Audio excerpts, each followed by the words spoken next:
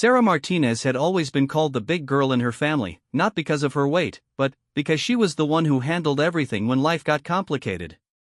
At 28, she stood 5 feet 10 inches tall with broad shoulders that seemed built to carry the world's burdens. Her dark hair was always pulled back in a practical ponytail, and her brown eyes held a determination that had gotten her through college, 2 jobs, and now this impossible situation. The letter had arrived on a Tuesday morning in October, delivered by a man in an expensive black suit who didn't look like any mailman Sarah had ever seen. The envelope was thick, cream-colored paper that felt important between her fingers. Inside, elegant handwriting spelled out words that made her blood run cold. Miss Martinez, your father's debt to the Blackwood family remains unpaid. The amount now stands at $847,000 with accumulated interest over 15 years. Payment is expected within 30 days, or we will be forced to take alternative measures to settle this matter. Cordially, Marcus Blackwood. Sarah read the letter 3 times before it sank in. Her father, Roberto Martinez, had died in a car accident when she was 13. Her mother, Elena, had never mentioned any debt. They had struggled financially after his death, but Sarah always assumed it was just because he had been the primary breadwinner. Now, sitting in her small apartment kitchen, she realized there had been secrets her mother had taken to her own grave 5 years ago. The address on the letter led her to the most exclusive part of the city, where old mansions sat behind iron gates and manicured lawns. The Blackwood estate was the largest of them all, a Gothic revival mansion that looked like something from a vampire movie. Sarah almost laughed at the thought as she pressed the buzzer at the gate. The irony wasn't lost on her that she was about to meet someone who might as well be a bloodsucker, considering he was trying to drain her family's finances. The gate opened silently, and Sarah walked up the long driveway, her sneakers crunching on perfectly maintained gravel. She had dressed in her best clothes, a black blazer over dark jeans and flats, but still felt underdressed for whatever was about to happen. A butler answered the massive front door. He was an elderly man with white hair and kind eyes that seemed out of place in such an intimidating setting. Miss Martinez, I presume? Mr. Blackwood is waiting for you in the study. Sarah followed him through hallways lined with oil paintings and antique furniture. Everything looked expensive and old, like it had been there for centuries. The study was a large room with floor-to-ceiling bookshelves, a fireplace that could have roasted a whole pig, and windows that looked out over gardens that probably cost more to maintain than Sarah made in a year. Behind a massive oak desk sat a man who definitely didn't look like the elderly loan shark Sarah had expected. Marcus Blackwood appeared to be in his early 30s, with black hair that was perfectly styled and pale skin that looked like he didn't spend much time in the sun. His eyes were an unusual shade of gray-blue, almost silver, and, when he looked up at her, Sarah felt like he was seeing straight through her. He stood as she entered, and Sarah was surprised by his height. He was easily 6 feet 4 inches tall, making her feel small for the first time in years. He wore a dark suit that probably cost more than her car, and everything about him screamed money and power. Miss Martinez, his voice was smooth, cultured, with just a hint of an accent she couldn't place. Thank you for coming. Please, sit down. Sarah remained standing. Let's cut to the chase, Mr. Blackwood. I don't know anything about this debt you claim my father owed you. He died 15 years ago, and my mother never mentioned owing anyone nearly $1 million.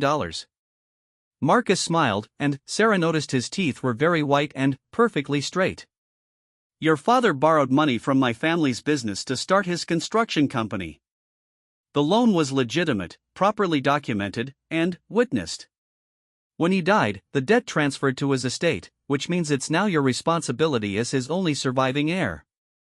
That's impossible, Sarah said, but even as she spoke, she remembered her father's construction business had started suddenly, when she was young. Before that, he had worked for other people. Even if that were true, there has to be a statute of limitations or something. Not on this type of agreement, Marcus said, walking around the desk to stand closer to her. Your father signed a very specific contract. However, I'm not an unreasonable man. I understand this comes as a shock. Sarah felt anger rising in her chest. Unreasonable? You're trying to collect a debt from a dead man's daughter who was barely a teenager when he died. That's the definition of unreasonable. Marcus studied her for a long moment, and Sarah had the strangest feeling he was evaluating her like she was something interesting he'd found. "You have spirit," he said finally. "I like that. It's been a long time since someone spoke to me so directly." "Good for you," Sarah snapped. "But I don't have $1 million, and I'm not paying a debt I never knew existed for a man who's been dead for 15 years. What do you do for work, Miss Martinez?" The question caught her off guard. "I'm a social worker. I help kids in the foster system." Not exactly a high-paying career, as I'm sure you can imagine.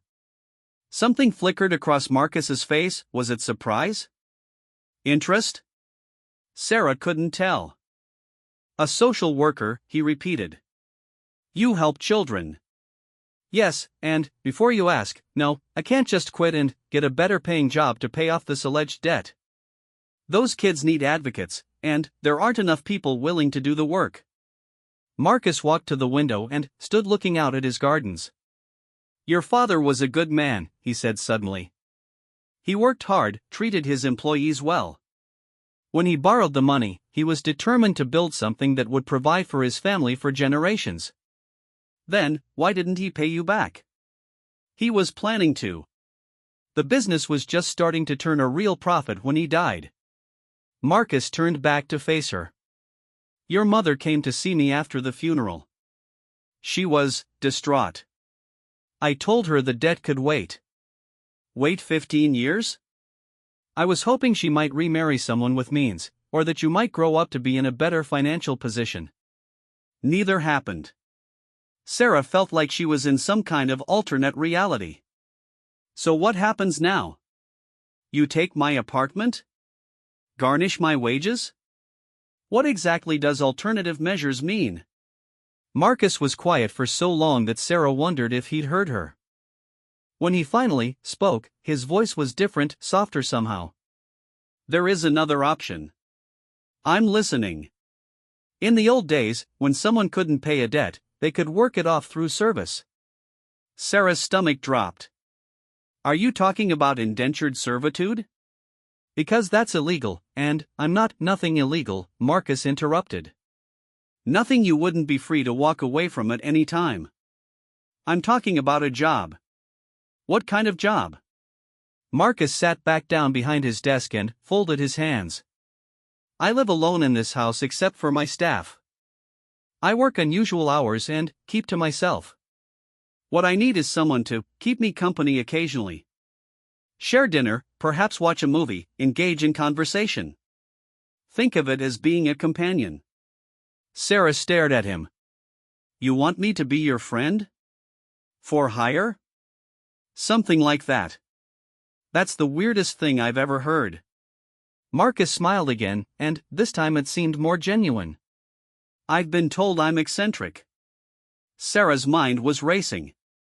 "What would this job pay?" "Enough to cover your father's debt over time. Let's say $5,000 per evening." Sarah nearly choked. $5,000? To eat dinner with you? And provide conversation. Perhaps play chess or cards. Maybe read aloud. I enjoy being read to. Nothing more than that, I assure you. That's insane. No one pays $5,000 for dinner conversation. I do." Sarah stared at him, trying to figure out what the catch was. "How often are we talking?" "Once a week, perhaps twice. It would depend on my schedule and your availability." Sarah did quick math in her head. At $5,000 twice a week, she could pay off the debt in less than 2 years. It seemed too good to be true, which probably meant it was. "What aren't you telling me?" Marcus leaned back in his chair. "I keep unusual hours, as I mentioned. Dinner would likely be quite late, perhaps 10 or 11 at night. And I prefer to dine by candlelight. Some people find the atmosphere unsettling." "Unsettling how?" "I suppose you'll have to experience it to understand." Sarah looked around the study again, taking in the old books, the heavy furniture, the general gothic atmosphere of the place. "Are you some kind of vampire or something?" Marcus laughed, and the sound was rich and warm. Do I look like a vampire to you? Honestly? Kind of, yeah. You're pale, you live in a mansion that looks like a movie set, you want to have dinner by candlelight at midnight, and you're offering ridiculous amounts of money for simple companionship. If you're not a vampire, you're definitely going for the aesthetic. I suppose I am rather pale, Marcus admitted.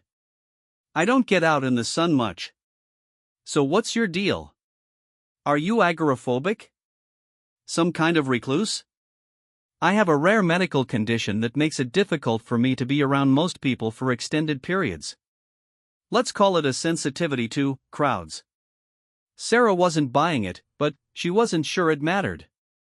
If I say yes to this insane arrangement, what guarantee do I have that you're not planning to murder me or worse? You have my word. The word of a man who's trying to collect $1 million debt from a dead person's daughter. Fair point, Marcus conceded. What would make you feel safer? Sarah thought about it. I want to tell someone where I'm going every time. I want to be able to leave whenever I want, no questions asked. And I want something in writing that states exactly what this job entails, so there are no misunderstandings later. Done. Just like that? Just like that. Sarah felt like she was stepping into a trap, but she didn't see any other options. Her salary as a social worker barely covered her rent and student loans. There was no way she could come up with nearly $1 million through normal means. When would this start? Are you free this Friday evening? Sarah nodded slowly. I guess so. Marcus pulled out a business card and wrote something on the back. This is my personal number. Text me when you're on your way Friday night. Shall we say 10 o'clock? 10 o'clock, Sarah repeated, taking the card. It was heavy cardstock with just his name and phone number embossed in silver. What should I wear?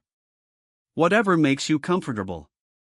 Though I should mention, I prefer a formal dining atmosphere. Sarah almost laughed. She owned exactly one dress that could be considered formal, and it was 5 years old. I'll figure something out. Miss Martinez, Marcus said as she turned to leave. I want you to know that I understand how strange this must seem. If at any point you change your mind, or if you find the arrangement unsuitable, you can simply stop coming. The debt will remain, but I won't pursue it aggressively. Sarah turned back to look at him. Why are you doing this? And don't tell me it's just because you're lonely. Rich people have plenty of ways to buy companionship. Marcus was quiet for a long moment, and, when he spoke, his voice was almost too soft to hear. Perhaps because your father was a good man who deserved better than the hand life dealt him. And, perhaps because his daughter seems to have inherited his sense of responsibility and strength. You didn't know my father that well. I knew him well enough. Sarah left the mansion with more questions than answers, but also with something she hadn't had when she arrived, hope. It was a weird, twisted kind of hope that involved having dinner with a strange man in a mansion that looked like it belonged in a horror movie, but it was better than the crushing despair she'd felt reading that debt letter. As she drove home, she couldn't shake the feeling that she'd just agreed to something much more complicated than dinner conversation.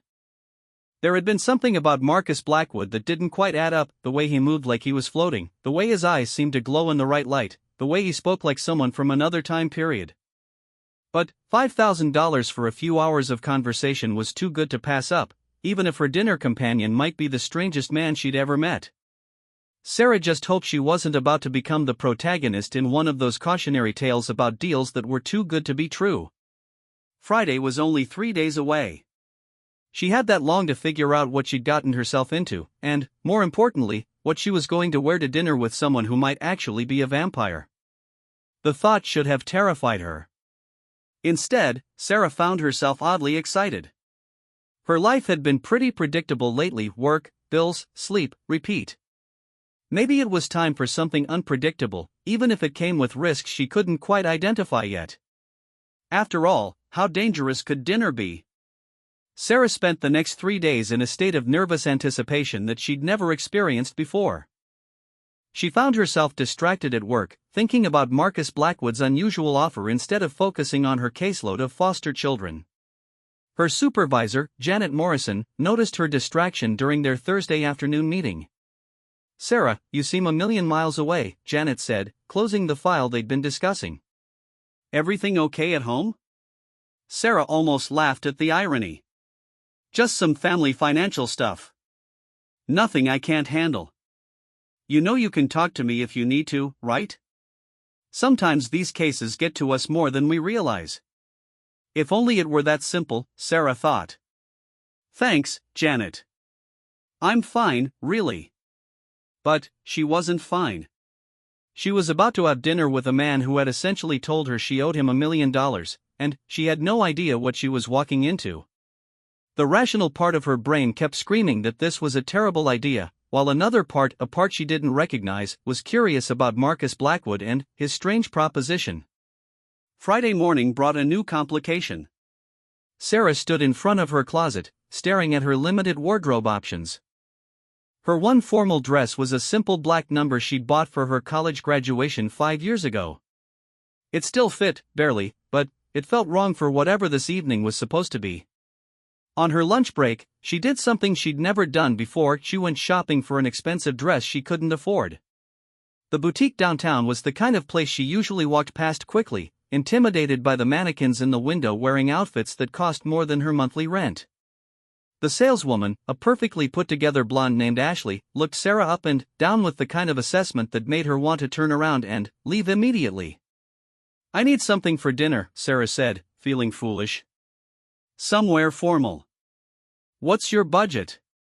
Ashley asked, and Sarah could practically see her calculating commission. "I don't really have one," Sarah lied. "It's for something important." An hour later, Sarah walked out of the boutique wearing a deep burgundy dress that hugged her curves in ways that made her feel like a different person. It had cost more than she made in 2 weeks, but something about the way it made her look in the mirror had convinced her it was necessary. The dress was elegant without being revealing, sophisticated without being stuffy. The color brought out the warmth in her brown eyes and made her olive skin glow. For the first time in years, Sarah felt beautiful instead of just capable.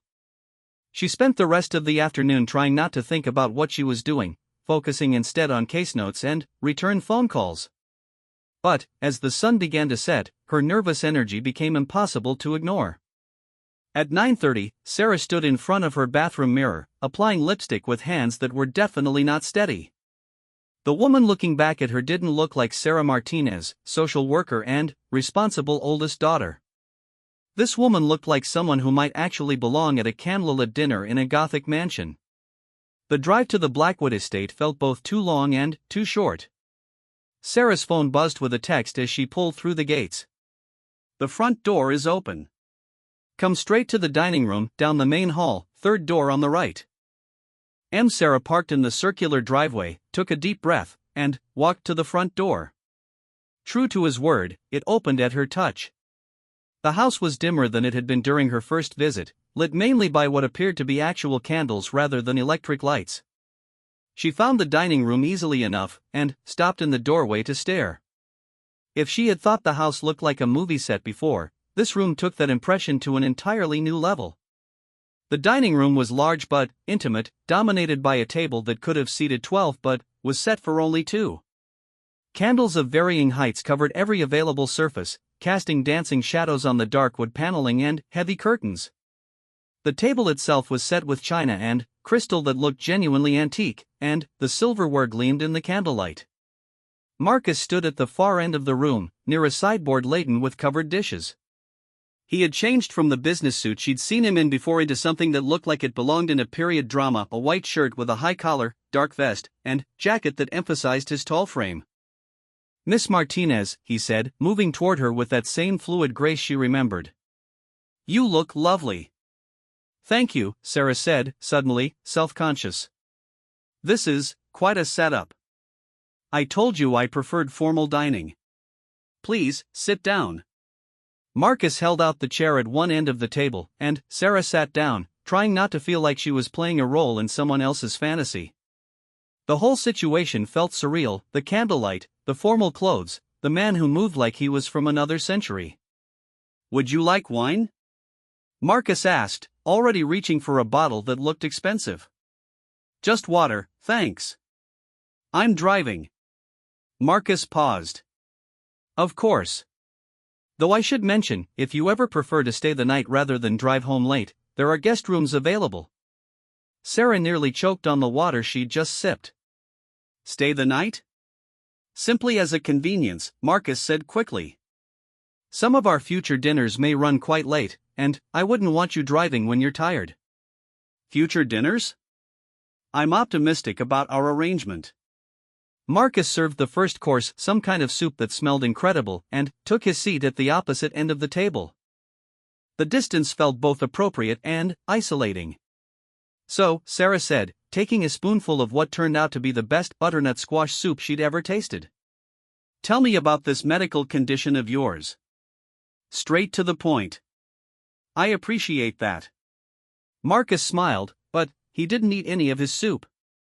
It's a blood disorder, very rare. It makes me sensitive to sunlight and crowds, and requires a very specific diet. What kind of diet? Mostly liquid nutrition. Very little solid food. Sarah gestured at the elaborate meal. But, you went to all this trouble. For you. I enjoy watching others eat good food, and I can tolerate small amounts occasionally.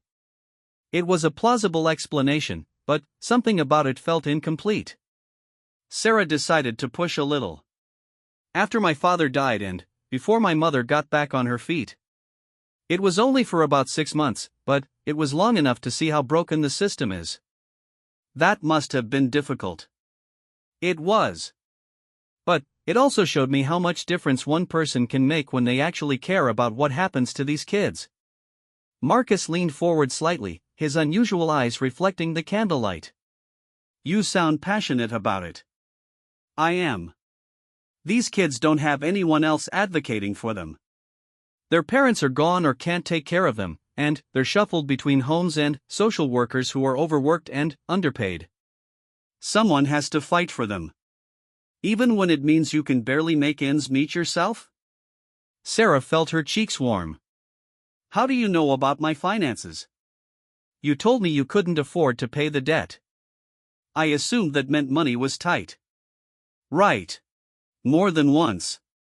But taking care of kids who have no one else feels more important than having a bigger apartment or a newer car. Marcus studied her across the table. You're unusual, Miss Martinez. Sarah. And unusual how?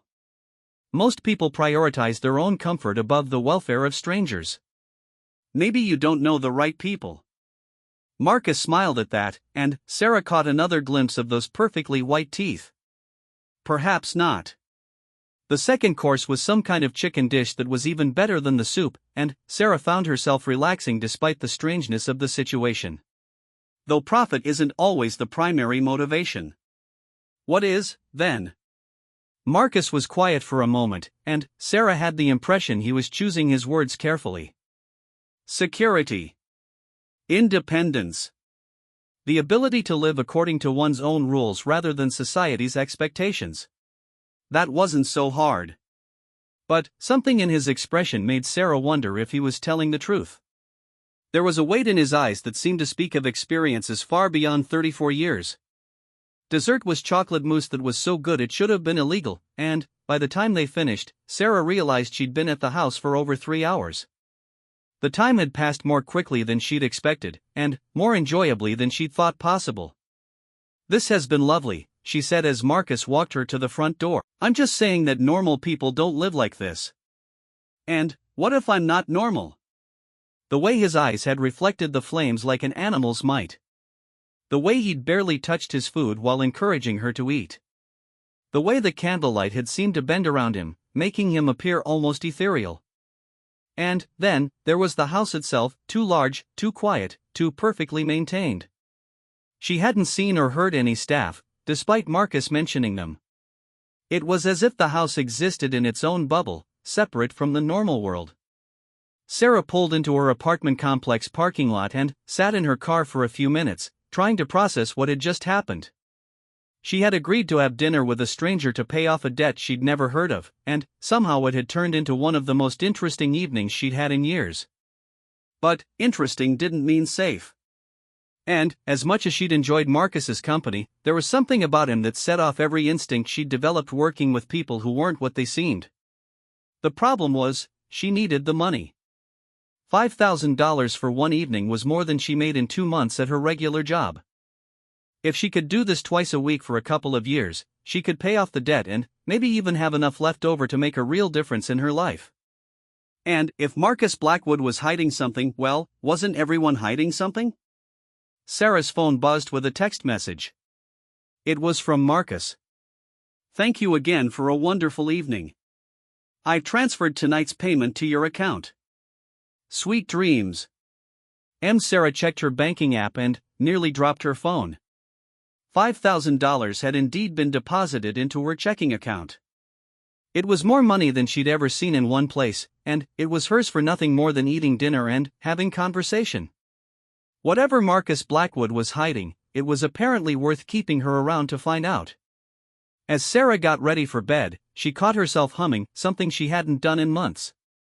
Despite all the questions and all the strangeness, she felt lighter than she had since receiving that debt letter. Maybe it was the money, or maybe it was the prospect of having something to look forward to each week. Or maybe it was simply that Marcus Blackwood, whatever his secrets might be, had treated her like she was worth $5,000 of his time and attention. Sarah fell asleep that night with the taste of chocolate mousse still on her lips and the memory of candlelight dancing in her dreams. She didn't know what she'd gotten herself into, but, for the first time in a long time, she was excited to find out. Next Friday couldn't come soon enough. The next few weeks fell into a pattern that Sarah never could have imagined when she first received that debt letter. Every Friday and Tuesday evening, she would drive to the Blackwood estate, share an elaborate dinner with Marcus, and leave with $5,000 deposited in her bank account. It should have felt routine, but each dinner brought new surprises. Marcus was unlike anyone she'd ever met, incredibly well-read, fluent in several languages, and possessed of knowledge that seemed to span centuries rather than decades. He could discuss Renaissance art with the expertise of a museum curator, quote obscure poetry from memory, and tell stories about historical events as if he'd witnessed them personally. "You know an awful lot about the French Revolution for someone who wasn't there," Sarah teased one evening in November, after Marcus had spent 20 minutes describing the atmosphere in Paris during the Reign of Terror with unsettling accuracy. "I'm a student of history," Marcus replied, but something flickered across his face that made Sarah wonder if there was more to it than that. The dinners themselves remained consistently excellent, though Sarah had begun to notice that Marcus never actually ate much of anything. He would take small bites occasionally, more for show than sustenance, but mostly he seemed content to watch her eat while they talked. "Don't you get hungry?" she asked one evening, gesturing at his barely touched plate. "I have a very specific dietary routine," Marcus said. "I take care of my nutritional needs at other times." "What kind of specific routine?" "The kind that's necessary for my condition." It was always the same deflection whenever Sarah asked about his health. He would acknowledge having some kind of rare blood disorder, mention his sensitivity to sunlight and crowds, and then change the subject. Sarah had begun to suspect that whatever was wrong with Marcus was more serious than he let on. The house itself remained as mysterious as its owner. Despite Marcus mentioning staff, Sarah never saw anyone except the elderly butler, James, who seemed to appear and disappear like a ghost. The meals were always perfectly prepared and waiting, the house was always immaculately maintained, but there was no sign of the army of people it would take to keep such a large estate running. "How many people work here?" Sarah asked one evening as James silently cleared their dessert plates. "James has been with my family for many years," Marcus said. "He manages the household staff." "Where are they? I never see anyone else." "They work during the day, mostly. I prefer privacy in the evenings." Another non-answer, but Sarah had grown used to Marcus's habit of revealing just enough information to acknowledge her questions without actually answering them. What surprised her was how much she'd begun to look forward to these evenings.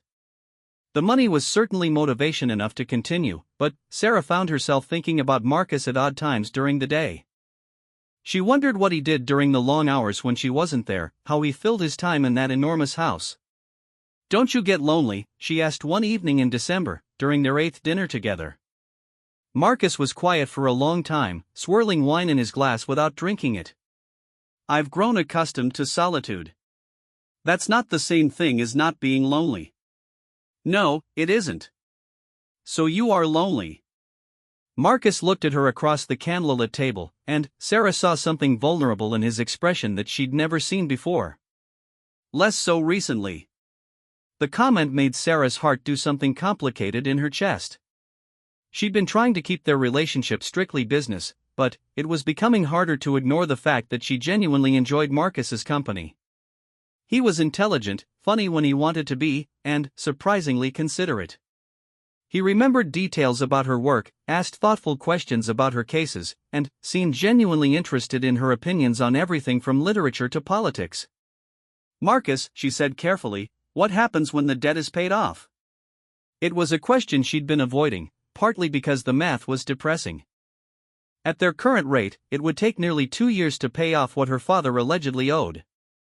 But, lately, she'd been wondering what would happen to these dinners, and to whatever this relationship was becoming, once the financial obligation was resolved. Marcus didn't answer immediately. He stood and walked to the window, looking out at the snow that had begun falling earlier that evening. "I suppose that depends," he said finally. "On what?" "On whether you might want to continue having dinner with me even without the financial incentive."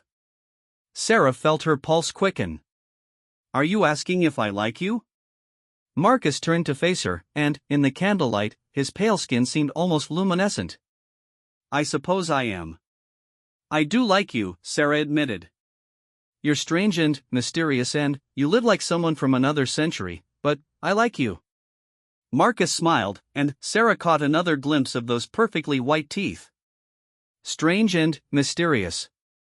Not exactly a romantic endorsement. Who said anything about romance? But, even as she said it, Sarah knew they'd crossed some kind of line. The formal distance that had characterized their early dinners had been gradually disappearing, replaced by something warmer and more intimate. She'd begun to notice things about Marcus that had nothing to do with their business arrangement: the way he laughed when something genuinely amused him, the way his eyes lit up when he was passionate about a topic, the way he moved with that fluid grace that made her think of dancers or predators. "Sarah," Marcus said, walking back toward the table, "there's something I need to tell you." Something in his tone made Sarah's stomach tighten. "What?" Marcus sat down again, but he didn't meet her eyes. "Your father's debt. It was paid off years ago." Sarah stared at him. "What do you mean?" 3 months after your father's funeral, your mother came to see me. She was desperate, terrified of what would happen to you if she couldn't provide for you. She offered me something in exchange for forgiving the debt." "What could my mother possibly have offered that was worth nearly $1 million?" Marcus was quiet for so long that Sarah wondered if he'd heard her question. When he finally spoke, his voice was barely above a whisper. "A promise." "What kind of promise?" "That when you were old enough, when you were ready, she would tell you the truth about what your father was involved in. About what our family business actually is. About why the debt was more than just money." Sarah's head was spinning. "What are you talking about? What truth?" Marcus looked at her directly for the first time since starting this conversation, and Sarah saw something in his eyes that made her breath catch. They weren't just an unusual shade of gray-blue anymore. In the candlelight, they seemed to glow with their own inner light. "Sarah, your father didn't just borrow money from my family. He was part of our world." "What world?" Marcus stood again, and this time when he moved, Sarah could see what she'd been noticing subconsciously for weeks. He didn't walk, he glided. His feet barely seemed to touch the ground. A world that exists alongside the human world, but separate from it. A world of things that most people believe are mythology or fantasy. Sarah's heart was beating so fast she could hear it in her ears. "Things like what?" Marcus turned to face her, and, when he smiled, Sarah saw that his canine teeth were longer and sharper than they should be. "Things like vampires." The word hung in the air between them like a challenge. Sarah stared at Marcus, waiting for him to laugh or say it was a joke, but his expression remained completely serious. "You're telling me you're a vampire," Sarah said slowly. I am. And my father was, what? Not a vampire. But he knew about us. His construction company did work for several supernatural families in the city. He was trusted, discreet, and reliable. Sarah stood up abruptly, her chair scraping against the floor. This is insane. Vampires don't exist. Don't they? Marcus moved then, faster than should have been possible. One moment he was across the room, and the next he was standing directly in front of Sarah, close enough that she could see the inhuman stillness of his chest, the way he wasn't breathing. "Your father borrowed money to start his business," Marcus continued, his voice calm despite Sarah's obvious panic. "But, more than that, he agreed to be part of our network. To help us maintain the secrecy that keeps both our worlds safe." "You're crazy," Sarah whispered, but, even as she said it, pieces were falling into place. The way Marcus moved, his pale skin, his avoidance of sunlight, the fact that he never really ate, the house that felt frozen in time. "When your father died," Marcus continued, "your mother was terrified that you would be drawn into something you weren't prepared for. She begged me to wait, to let you grow up normal. She promised that when you were old enough to understand, she would tell you the truth. But she never did. She died before she could. The debt letter was my way of bringing you here so I could fulfill her promise." Sarah backed away from Marcus, her mind racing. "So there is no debt?" "Not in the traditional sense. But there is an obligation. Your father made agreements that extend beyond his death. Agreements that now fall to you. What kind of agreements?" Marcus's expression softened. "Nothing dangerous. Nothing that would put you at risk. Simply awareness. Knowledge of our existence. Occasionally, your professional discretion might be valuable." Sarah thought about her work with foster children, the cases that sometimes didn't make sense, the kids who told stories that social workers dismissed as trauma-induced fantasies. "There are supernatural children in the foster system," she said suddenly. Marcus nodded.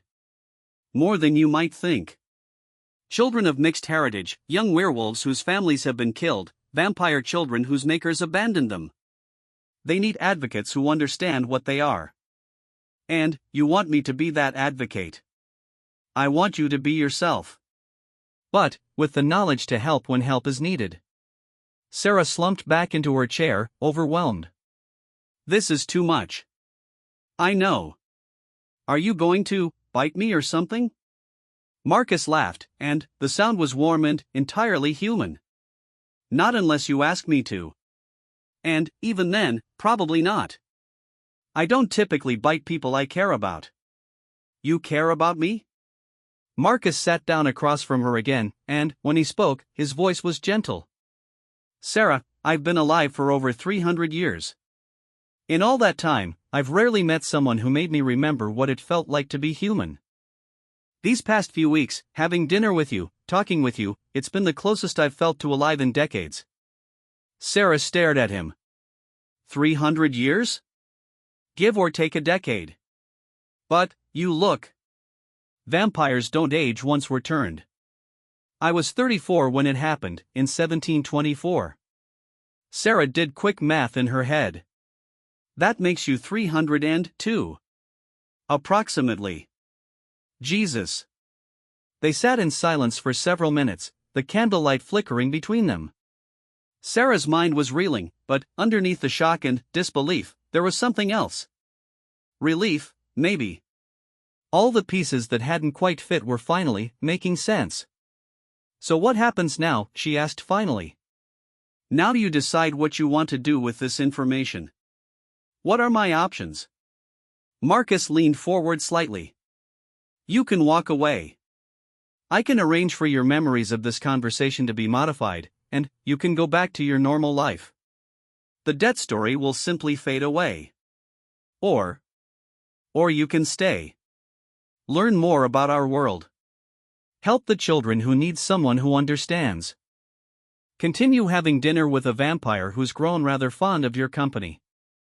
Sarah looked around the dining room, taking in the candles, the antique furniture, the gothic atmosphere that had seemed like affectation but was apparently just Marcus's natural environment. If I stay, do I have to become a vampire too? Not unless you want to. And, even then, not for many years. It's not something to be done lightly. Have you turned other people? Very rarely. It's a gift I don't give carelessly. Sarah thought about her life, her small apartment, her demanding job, her constant financial stress.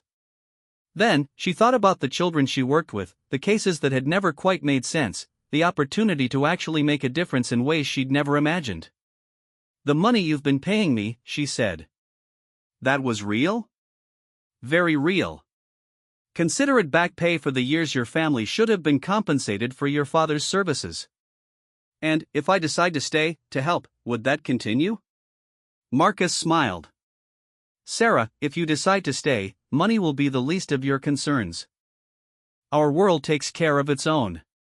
Sarah stood up and walked to the window, looking out at the snow-covered gardens.